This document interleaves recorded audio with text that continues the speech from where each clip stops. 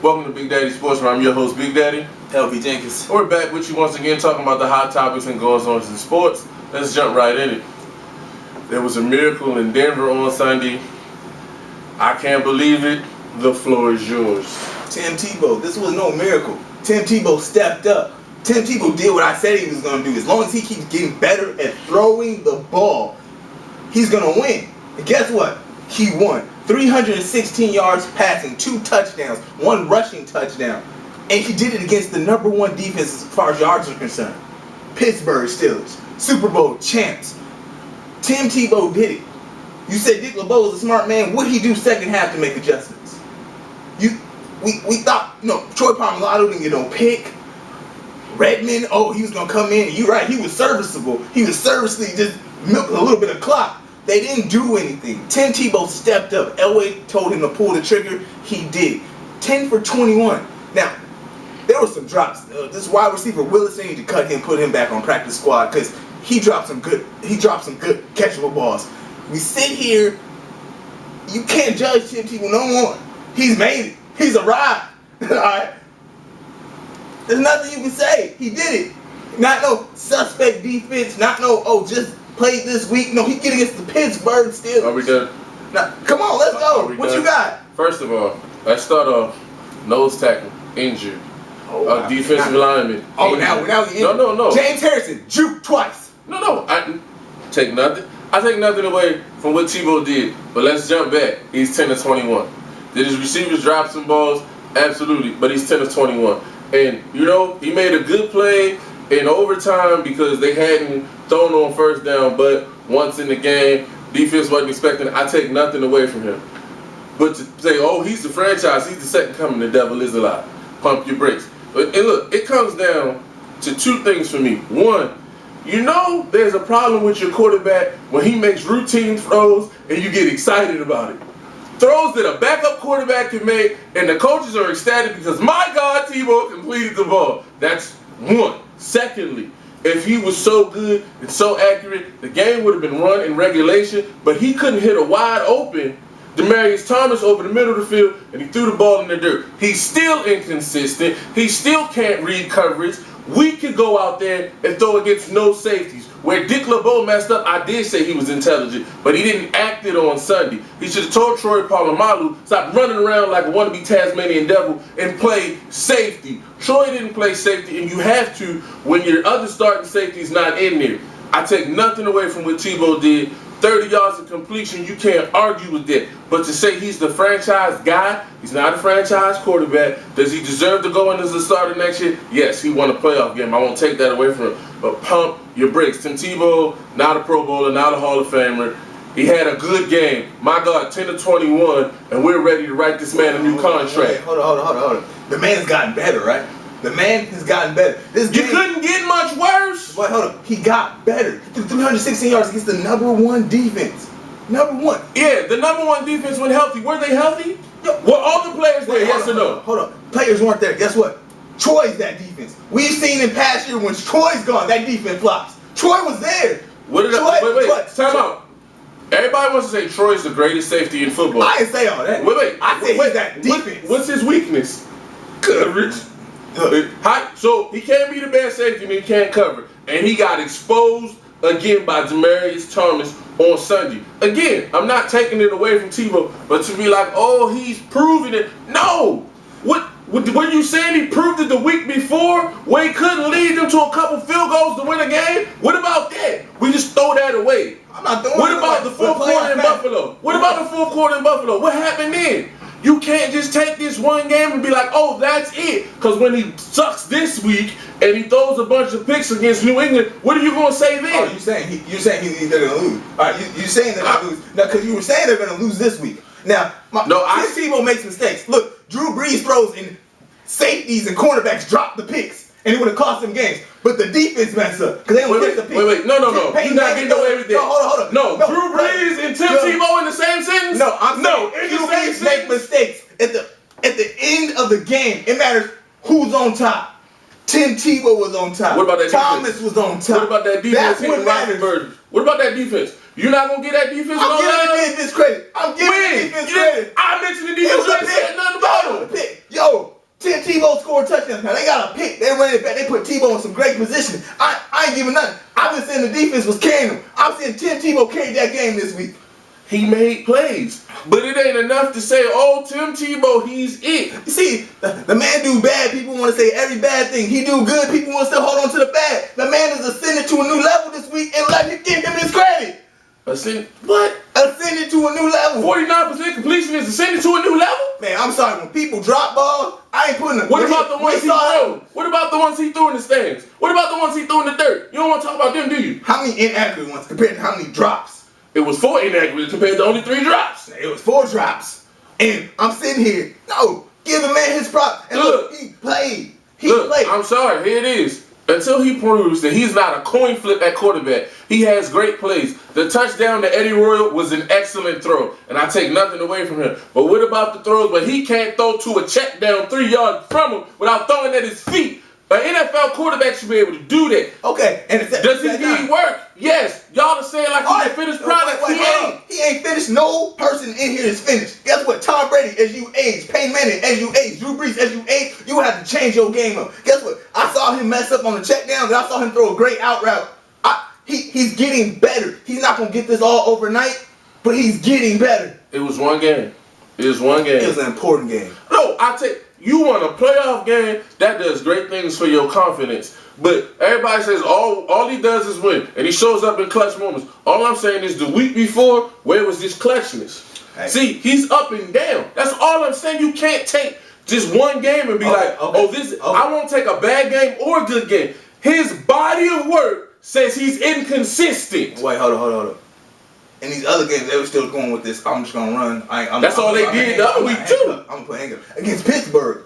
It was throw the ball. They changed the game plan because they knew they had to. Time out. Wait. There was no change in game plan. You want to know what actually happened on Sunday? He didn't have to throw to Decker.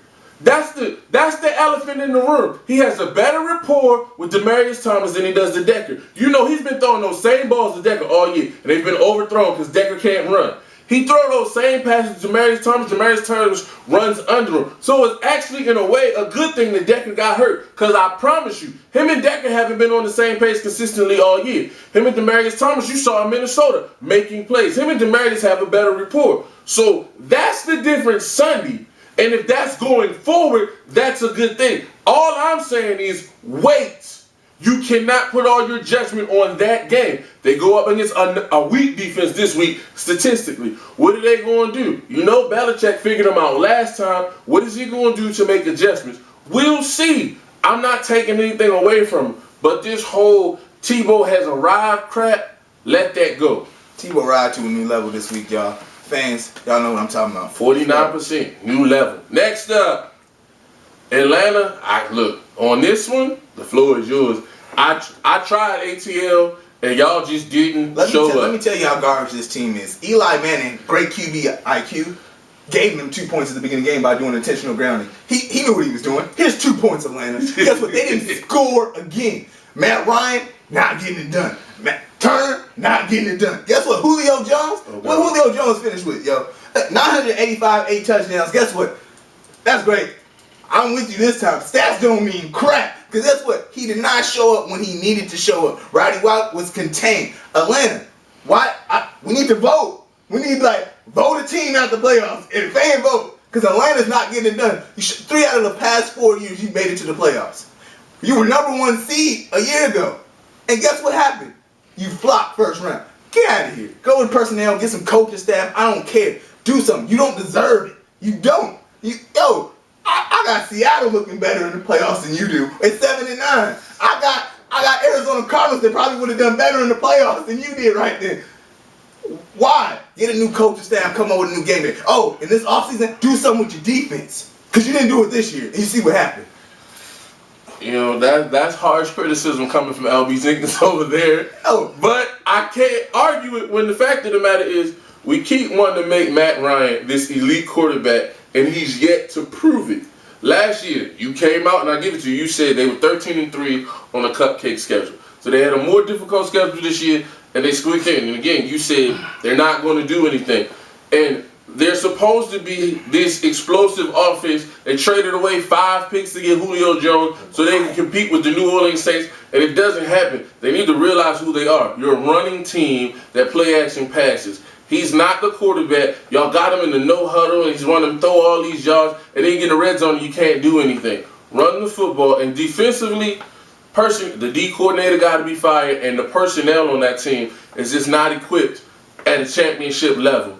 I tried to pump y'all up. I tried to be on your side, but then you showed in New York. Eli had all day to throw the ball, and then offensively, for a defense that's secondary is supposed to be suspect in New York, you can't get a field goal, you can't score a touchdown. Now, part of that's your coach. The game's different if he takes the field goals that were there. He keeps trying to go for it on 4th and 1. Again, y'all are not that team. How many times do you have to prove that in short yardage situations, you're not going to get it done? So, ATL, sorry for you. Next up, New York Jets locker room is a mess. No team not in the playoffs other than the Indianapolis coach is making this much noise this offseason. What do you do with the Jets locker room? One, Rex got to step up and take it over. I mean, stop using your football now. That's the problem now. Well, hold on. No. That's the reason why they act the way they do is because they following their coach. Well, no, they coach is being their friend.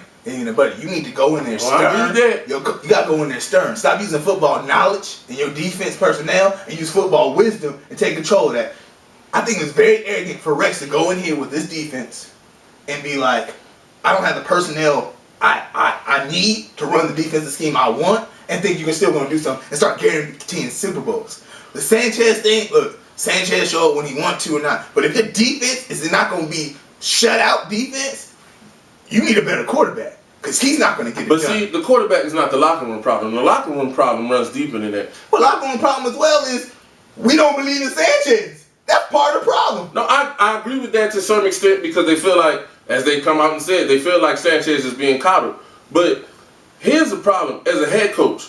If your quarterback says, and the wide receivers know, he's not comfortable with the game plan, why is Brian Schottenheimer, who's no longer there, thank God, running game plans your quarterback's not comfortable with? That's a huge problem. I'm looking at these game plans. If a quarterback ain't comfortable in his 3rd year, 4th year, he shouldn't be there. No, I disagree. I'm going to show you something. Quarterback guru Mike Holmgren took Brett Favre 3rd and 4th year and said, the coaching staff wants to bench you, but I have faith in you. The way he rebuilt Brett Favre, tell me what you like to do. Give me 10 plays you want to run, and I'll give you 10 plays you need to work on. They work this thing as a unit. Brian Schottenheimer, on the other hand, is like, I could care less what you think we need to do this week. Here's the game plan. He's not comfortable, and he's not adapting to it. You have to meet him halfway. That's what you call quality coaching, and that's why he's not there. That's part of their problem. You'd see a different Sanchez if the offensive coordinator and quarterback coach was better. I don't know if Tony Sparano's the guy. Lord knows Todd Haley ain't the guy because Mark Sanchez's skin is too thin. But they need to do something.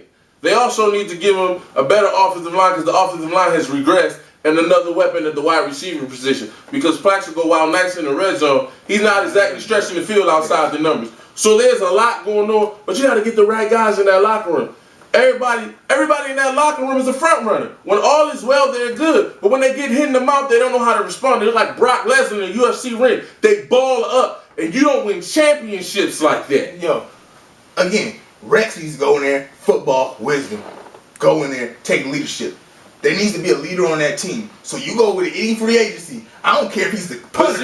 I don't care if he's the kicker. Here's the problem. Bring a leader in that locker room. Here's the problem in the National Football League. You can't bring leaders into your locker room. They have to grow from within. Dallas's problem. There's no leader grown from within. They brought a leader, Keith Brooken, in who can't play no more and thought he was going to change the culture. Your leader has to grow up in your locker room. They haven't drafted that guy. And Darrelle Revis, as talented as he is not a natural leader. They have problems, and I don't know if they're going to get him fixed this offseason.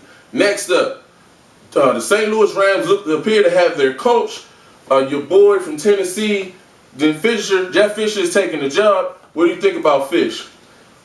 I think with the stall technique thing, I'm like, well, I'll tell you what it was. Miami the other night was supposed to be the front runner, but he wants to come in there and he wants you to fire the GM because he wants all personnel decisions. Personnel decisions. When you coach and you coach as long as he has, It's successful, not so. I mean, he got a winning record. He got a winning record, but no, let's call it what it is. Barely. He coached 17 years. He only made the playoffs 6 times. I don't understand why everybody was chasing him around like he's the next big thing. Jeff Fisher, decent coach. He ain't shown to be championship coach, and he had 17 years. You had 17 years to get personnel in Tennessee. You had 17 years to figure out how to get to a championship. You got there one time, didn't really get that close again. You got to another AFC championship against Oakland, Oakland bounced you. No, I'm sorry. Jeff Fisher would have a great year when they had a weak schedule, and then when they had the schedule of a division champion, they would get bounced and have a losing season. That's not great talent scouting right there. Yeah. He's not a great coach, and I'm scared what he's going to go do to your boy, the quarterback, Sam Bradford in St. Louis, because all he wants to do is run the ball. He's not going to let Sam develop. They're not going to bring in receivers. I see this as regression and not a step forward in St. Louis. I agree with you. When you've been a coach that long, now his hype, I don't agree, because it's like he's like why are you chasing him and not Bill Cowher? I think his thing is like 55, maybe 60-40% win percentage or something like that. I don't see the hype, but when you've been a coach that long with the GM responsibility, it's hard to go in and be like you're gonna be handcuffed. So I see his point. I just don't see he had a GM he worked with. It didn't work out. Look, the bottom line is, I hope Jeff Fisher does well. He's smart. He picked a weak division. He thinks he can go in and have an immediate impact. But we'll see. Because from what I've seen in Tennessee, he will. They'll have an easy schedule next year. They'll win a couple games. And then the following year, you'll have a difficult schedule and they'll fall apart. That's what Jeff Fisher does. Moving on to the picks this week. We got New Orleans traveling to San Francisco. Who you got? San Francisco. Defense. I want to pick New Orleans. Y'all on fire and everything. You're outside of the dome. Then you got a defense that shuts it down. Let's be real. This comes down to one name. Is Alex Smith going to score enough points to win this football game? Yes or no? Yes or no? Real quick. Is Alex Smith going to score enough points to win this football game? Frank Gore is going to rush enough. I can't put that on Alex. I'm taking New Orleans because I just don't think. I think you can slow him down, but can you slow him down enough? I just don't think so. Next up, New England. Bringing in Denver. Is Denver going to win this week? Tebow. Yo, Tebow coming in there and he gonna win again. Yo, Fox, besides his stick new two of this with DeLone in North Carolina, Fox is a decent coach. He gonna sit there, see the faults, watch the tape from the game last week, see his improvements and what he can do against a lesser defense this week. The 5 tackle thing that Belichick pulled, it's fine. My biggest issue is Denver could come out strong. Second half, he's the king of adjustments. You have to go in there and you have to adjust with him. No matter what he does on offense, you have to put your defense in the right situation to stop Tom Brady. If y'all can do that, I think you can score and win. But your defense is really going to have to step up this week. I don't see it as a blowout, but I think New England wins. New England's got a lot to prove. They've lost 3 playoff games in a row, going back to that Super Bowl they lost to the Giants. They don't want to lose another one. I think Tebow meets the Patriots at the wrong time, taking the Patriots. Next up, Houston's going into Baltimore. Who you got? I got Baltimore. What'd they do last time? Matt Schaub was playing against Baltimore last time. Andre Johnson didn't play. Andre Johnson didn't play. But I got a third-string quarterback who, I ain't taking nothing away from Yates, has done a good job. But there's Mr. Ed Reed, who arguably, not arguably. No, ain't arguably. He's the best safety in the football league. No, there ain't no argument. He's going to throw the ball at Andre Johnson. Ed Reed's going to pick it up. I see a competitive game, but I see Baltimore winning. Lastly, Giants going into Lambeau. Who you got? Green Bay can be very refreshed, come in high scoring, or they can be kind of, not together, not connected, not have a fluency on offense. Who you got? I'm taking New York. I like what they did last week. They gonna come after them going to Lambeau. They gonna wreck some stuff. I was taking the Giants until you said it. I'm going with the Green Bay Packers. I just think... Look, y'all know who to pick. Every time he picks something, I'm just going, you see what happened in Atlanta last week. No, you see what happened in the regular season. Quiet as it's kept, he ain't tell you I came back and won. Yeah, that's what he ain't telling you. I won by 1. Fact of the matter is, Green Bay is rested. That offense is a well-oiled machine. It'll be a close game. But we've seen what Aaron Rodgers can do on last-minute drives against that Giants defense. Well, it's going to come down. Last time, it was Eli who had the issue. So it's up to Eli to finish. Eli, I'm telling you, this week, don't spot no points. Taking the Green Bay Packers at home. All right, now to the NBA. All right, should the Miami Heat be concerned that they're struggling in the fourth quarter trying to figure out how to score? Dwayne Wade injured. They doing it.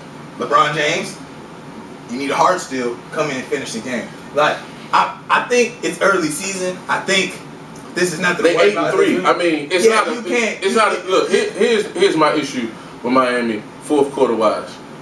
It doesn't have to be one guy, and that's what they do. LeBron James tries to go off and he mixes shots, or D Wade goes off and D Wade had an off night the other night, and then they totally forget in the fourth quarter that they got this guy who's a part of the big three by the name of Chris Bosh. And contrary to popular belief, Chris Bosh is a pretty good player and can make pretty good plays. And I think he showed when they played Atlanta, he's got the clutch gene. We ain't seen it from LBJ. So I would incorporate him. Don't forget about the young man Norris Cole. They're not healthy yet.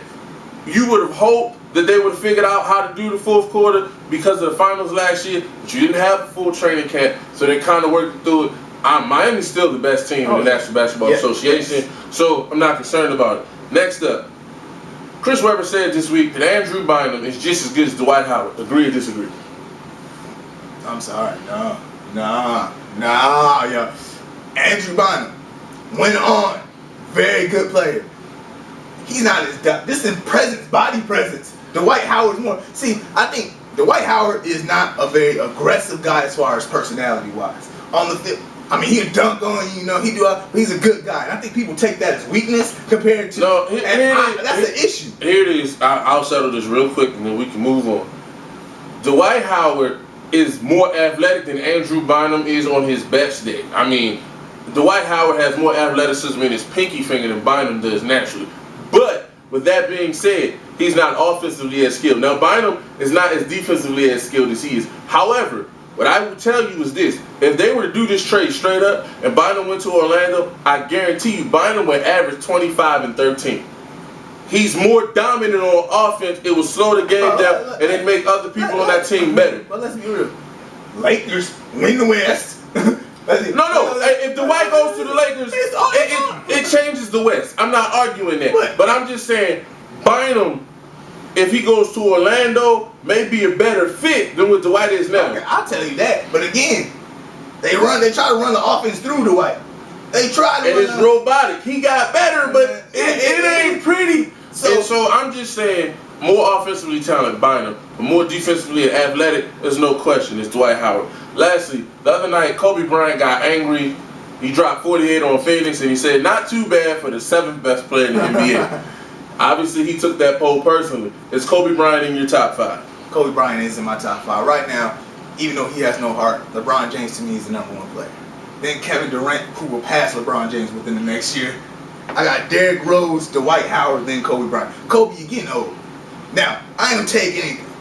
Your gameplay, you're great. When you're not throwing tantrums or anything like that, you're a very, very, very good player. Very great player. Hall of Fame player. Not taking. You're getting old, though. You're not the same guy that you were 3 years ago, 4 years ago. You're getting old. Do I trust you in the clutch? Yes. Do I think you can win games? Yes. But there's some younger cats that's coming up that have passed you. So, yes, Kobe Bryant, top 5, #5. I got Durant #1. Durant has already passed LBJ because he has that heart and he has the clutch gene. And if it wasn't for Russell Westbrook, he might have been in the finals last year. Then next up is LBJ. His God-given talent may be the best skill set we've ever seen. He's not the best player. He ain't close to Mike. But his talent may be the best we've ever seen. Thirdly, I have his teammate, Dwayne Wade. I think Dwayne Wade gets slept on in his talent, and we know he's a closer, and he has a ring. Fourth, I have Derrick Rose. I'm MVP. You don't have to say anything else. And he is on the upswing. Fifth, I had a hard time trying to decide between Dwight and Kobe. But when it comes down to it, the Black Mamba just carried his team further than Dwight's will. So I got to give it to the Black Mamba. And he is in my top 5. So Kobe, we didn't disrespect you. You ain't got to hate on us. That's all we got for you this week. Hit us up on Twitter at BigDaddie6. LB Jenkins and Light Bright J. Later.